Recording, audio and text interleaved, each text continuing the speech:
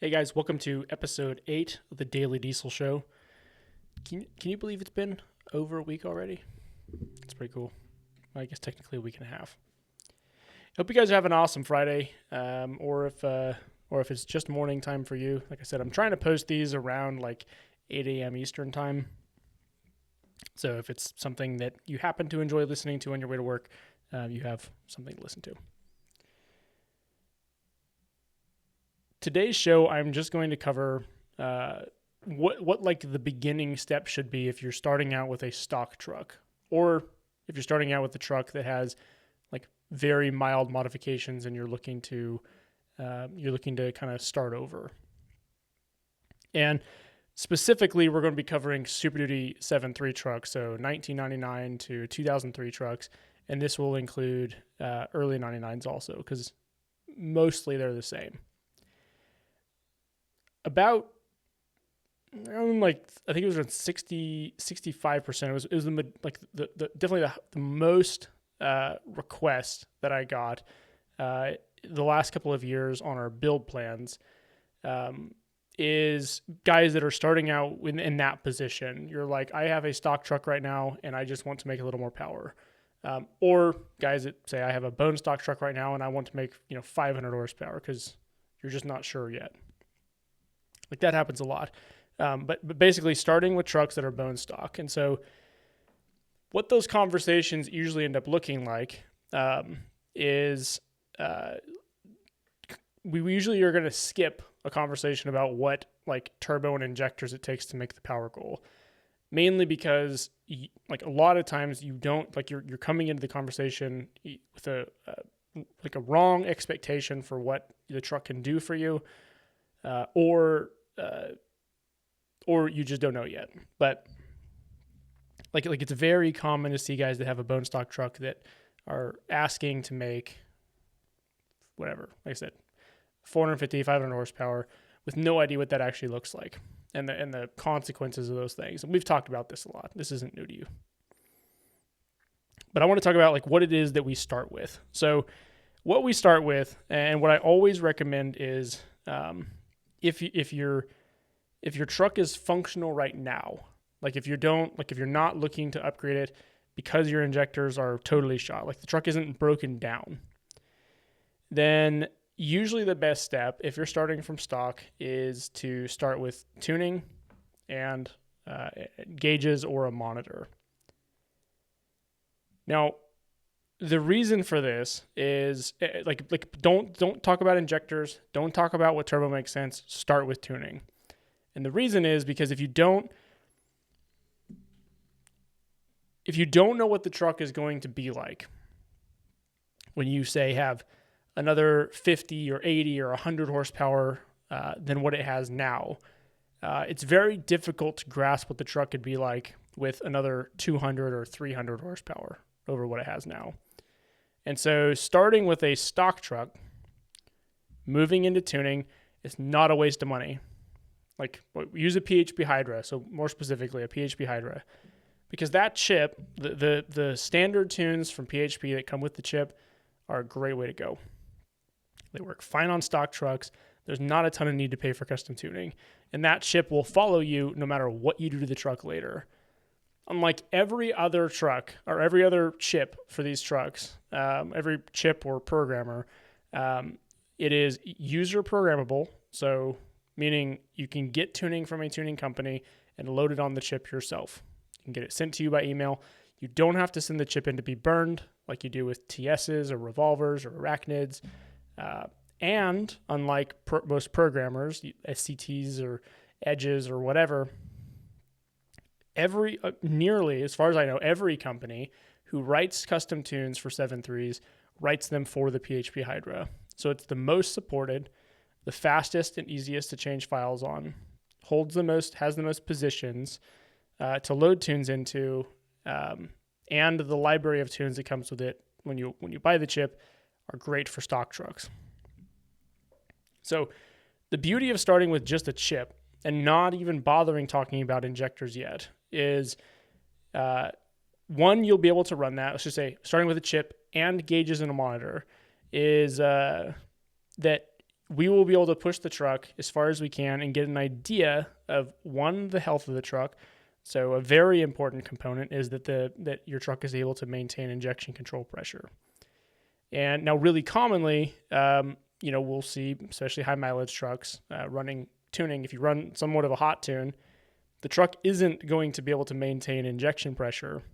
And this can be a matter of the high pressure oil pump itself being weak, or it could be a matter of the injectors leaking internally, because they do, especially on high mileage trucks. But regardless, if you have major injection control pressure issues, so like if you're not able to run in the hottest tune that you want to run to make the most amount of power that you want to make on the current setup that you have, if you cannot maintain like 2,800 to 3,000 PSI in that situation, then you probably need a high pressure oil pump. I'll try to keep this simple and not take too many rabbit trails. But one thing I will say is, when it comes to injection control pressure, there's two things you want to look at. There's the ICP, so the actual pressure, the injection control pressure, and then the IPR duty cycle. Now, it gets asked all the time, well, what is the right pressure? What is a good pressure? What are values I should be looking for? And that's complicated to answer because it's a variable. It depends on a lot of factors. It depends on, RPM, depends on oil temp, depends on how far you're in the pedal, and more, and then all of those things kind of combined. So the best way to test it is that most tuning companies are going to command 2,800 to 3,000 PSI at wide open throttle in most of their tunes. And so if you can put the truck, like I said, in the highest load, so the hottest tune you want to run the truck in, and you can go wide open throttle, and the truck isn't able to maintain injection pressure. So let's say you're at 2,200 PSI, which is terrible, by the way. That's really bad. You can see what IPR duty cycle is. If IPR duty cycle is anything over like 45%, then you need a pump. You probably need injectors too if you have high mileage, but you definitely need a high pressure oil pump upgrade. Or you have a leak somewhere. Regardless, you have a pressure issue. I see it all the time where people will say, well, and a lot of tuners will run IPR duty cycle up, let it run all the way to 65 or 75 or 80%. If your truck is nowhere near maintaining pressure at the load you want to be at, and you're at 45% duty cycle, 45% duty cycle, no more duty cycle is going to bring that pressure up from 2,200 to 3,000. It won't do it. Somewhere in the neighborhood of like 50%, 55% duty cycle, the IPR is fully closed, and all oil, like everything the pump can produce, is being sent to the oil rails. Taking duty cycle any further than that is not going to do any good. I don't care what your tuner lets duty cycle run to. It's not changing anything. All right, back to the build. So what we want to look for is, with this setup, with just tuning, we can figure out, is this going to be enough power? First off, is the truck performing the way it should? Do I have major, boost leaks or up pipe leaks? And for that, you would want to pressurize the charge air system through the compressor housing on the turbo, and visually look for like soot coming from your up pipe. So an okay way to do that, especially if you have an automatic, is throw the truck in a hot tune. Put your this is terrible advice. Don't listen to this. But what you could do is you could put the truck in a hot tune, put it in drive, and then open up the hood, leave the hood open, and then just like roll into the pedal for a second and see if there's any soot that comes out on your up pipes. So from between the manifold and the turbo, the exhaust manifolds and the turbo. Basically, make sure that there's nothing functionally wrong there. Make sure that the truck is able to maintain ICP. If it's not, if you're significantly less than 2,800 to 3,000 PSI, a wide open throttle, and the hottest tune you want to run, replace the high pressure oil pump. You're going to need it. Not going to do any good to put bigger injectors in it if your pump can't keep up. Now, we've addressed those. We've addressed the high pressure oil pump. We know it's maintaining pressure as good as it can. If you upgrade the pump and it still doesn't maintain pressure and you're at 2,700 or 2,600 PSI, that's fine. It's probably the injectors that are a problem at that point. And we know we probably want to replace them. That's probably why you contacted us. But now we know the truck should be making somewhere around, 270 to 300 horsepower in a race tune. Is that enough power? We just made 100 horsepower more than stock, nearly 100 horsepower more than stock. Is that enough power? If not, how much more? Do you want to gain that again? Do you want to gain what you got from going stock to a tuned truck that we now know is fairly healthy? Cool, easy enough. If we want to gain that same power again, we'll go to a stage 1.5 injector and like a KC stage 1 turbo, a couple fuel system mods. That's another conversation. Are you happy with that power, but you have EGT issues? Like you can't tow in your 100 horsepower tune because it gets too hot, but you like the power. It seems like enough power. We can address that with a turbo and be on your way. And so there's like if you want to do things in steps, and I do recommend doing them in steps, then the first step should be the tuning and monitoring. Now, when it comes to monitors, there's kind of two ways to go. If you want a diagnostic tool, something that's going to be very useful for diagnostics, then you will want to get, I don't care what you get for in the truck, but you're going to get something like Auto Ingenuity. It's a really great tool for running diagnostic tests, running data logs, seeing all the data from your OBD2 port, and it's not too expensive. The downside is it requires a laptop, so it's not something you're just going to use every day. You're not just going to leave it in the truck and use it all the time. Especially at the rate these trucks get stolen, I would not recommend leaving anything like that in the truck. Hang on one second. My phone is blowing up. I'm going to mute it real quick. Sorry about that. So, the other option for monitoring, if you want to just keep it really simple and you don't care to do a lot of diagnostic, just have good data available, is to use an Edge CTS3. Now, this is 2021. If you're listening to this in a couple of years, maybe there'll be an Edge CTS4. I don't know. But Edge's Insight devices are really handy. You plug it into the OBD2 port, you leave it in the truck, and it will monitor all the PIDs that are necessary from your OBD2 port. You can't run any tests with it, but you can data log. You can read and clear codes. You can watch, oil temp. You can see RPM. If you have an automatic, you can see what gear it's in, if the converter is locked or not. You can see injection control pressure, IPR duty cycle, transmission temperature if it's an automatic. If it's a manual, you can see coolant temp. They're really handy for just leaving in the truck and using for day-to-day stuff. They're really awesome. And I'd probably recommend going that route for most people. If you're like I said, if you're I want reliable gauges for monitoring EGTs and trans temp or whatever, and you want to have a good diagnostic tool, then I would probably get mechanical gauges. So Autometer or ISPro gauges, ISS Pro. Both of those are great brands. Don't buy cheap junk.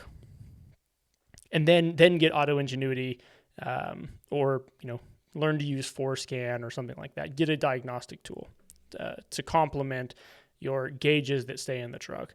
That's a personal preference. You just kind of have to figure out what it is that you want and, shop around and see what actually makes the most sense for you. But definitely get gauges. Now, the most important gauges are, if you go with an Edge Insight, one very valuable gauge that everyone that wants to make more power than stock should have is a pyrometer. So the ability to read exhaust temperatures. You can add the pyrometer or the EGT probe to the CTS3, so your Edge Insight device. That's going to be available as an add-on. And if you're going to get mechanical gauges, then what gauges should you get? Well, definitely a pyrometer. If it's an automatic, definitely transmission temperature. Now, I see most people want to know what boost is. The truth is, there's no need to know what boost is for almost anyone. Like the only, like we're talking about reasonable builds here. We're not talking about like your race trucks. The only reason that it would be any use to know what boost is in these trucks, like this is the truth. The only reason that it'd be useful to know what boost is like if you did know what boost was and the truck seemed to be making less than it used to in the same scenarios, that could indicate you have a boost leak. Other than that, there's very little need to know. So certainly it doesn't hurt to have it, but it's not that useful.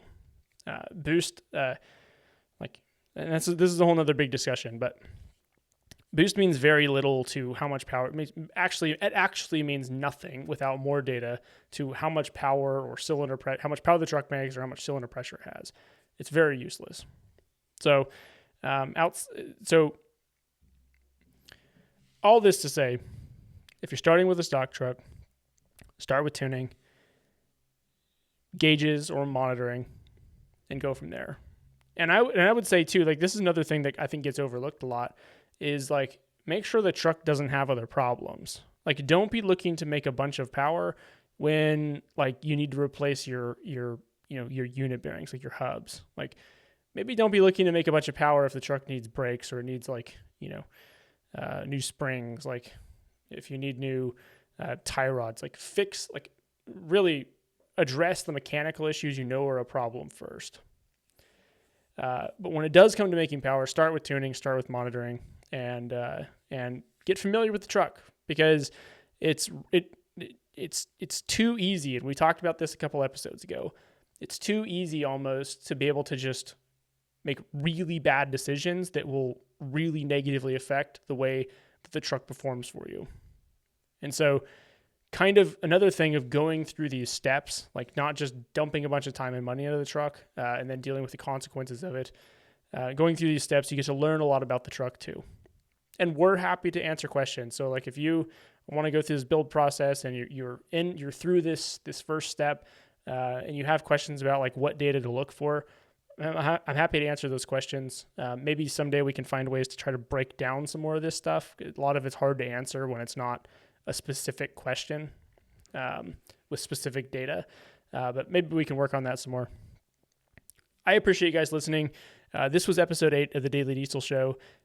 We will see you guys again on Monday.